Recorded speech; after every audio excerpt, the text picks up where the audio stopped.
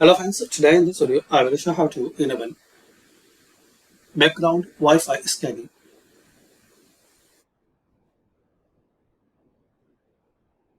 on Windows 11.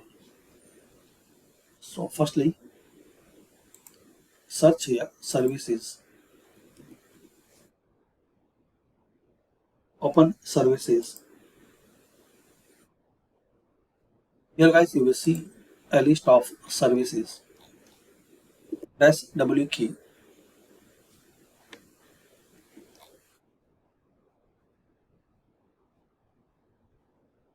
Or find out WLAN auto config.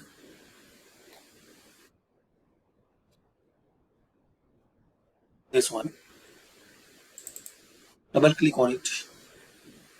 Select Startup Automatic. Then click on Start. Apply. Now click on OK. Now close it and restart your system. So this is the basic way to enable and turn on background Wi-Fi scanning.